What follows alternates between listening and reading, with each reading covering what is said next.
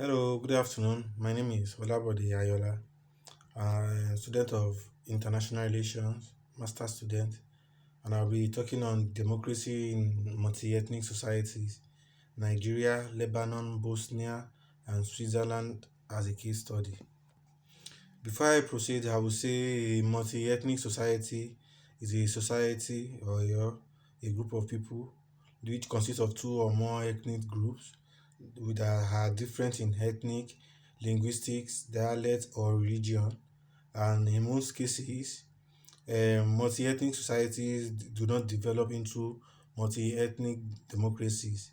And most multi-ethnic societies develop civil democracy and a dominant legal position which is held by a sovereign power.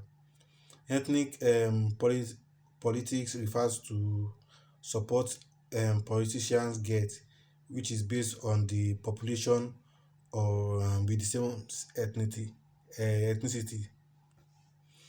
So I'll be talking on democracy in Nigeria.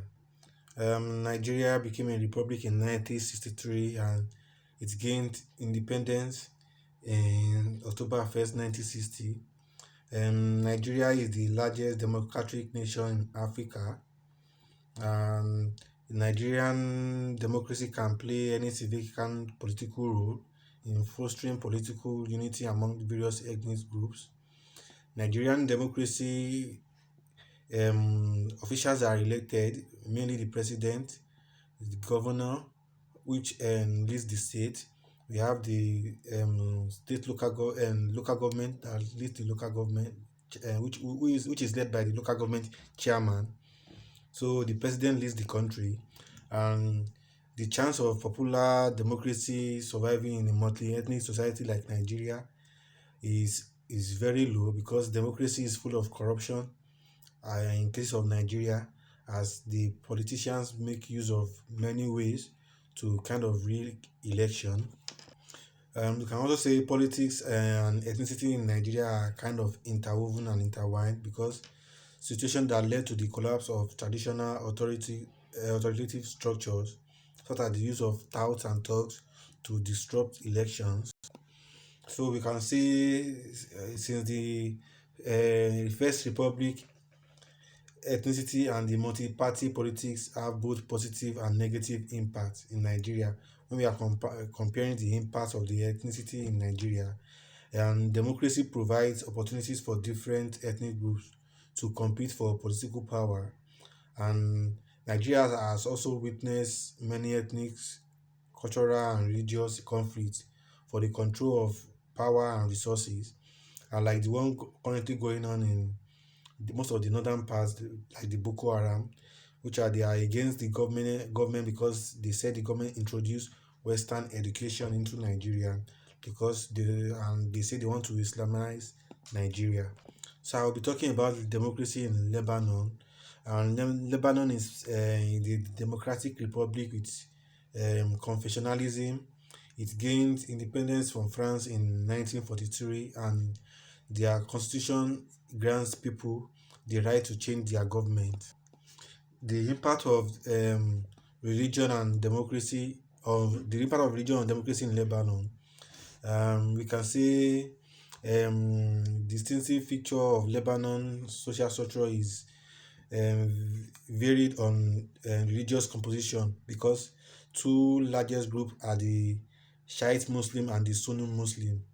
Each of them comprise of more than one fourth of the population, and Maronites, Maronites, a Roman Catholic Eastern Rite group that originated in the region, they make up more than one fifth of the population.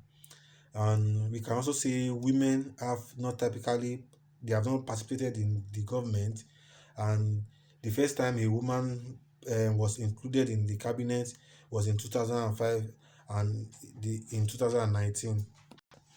Another thing is the impact of religion on democracy in Lebanon and the impact of instability on democracy in Lebanon.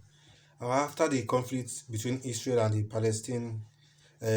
the Palestinians relocated to Lebanon, and efforts that are made by Yasser Arafat, which is to create a Palestinian state inside Lebanon.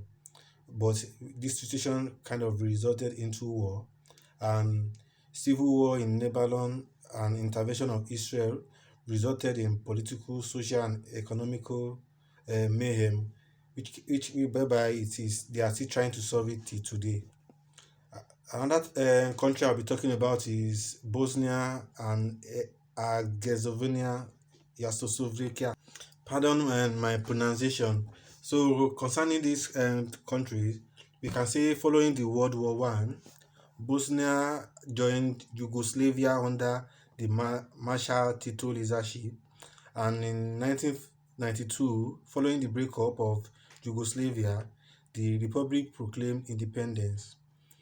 So, furthermore, following the death of Tito, ethnic nationalism began to rise in 1991, and in 1992, a referendum on independence was held in Bosnia, whereby 99.7% of the votes were casted, and the subsequent Bosnia War was fought between 1992 and 1995.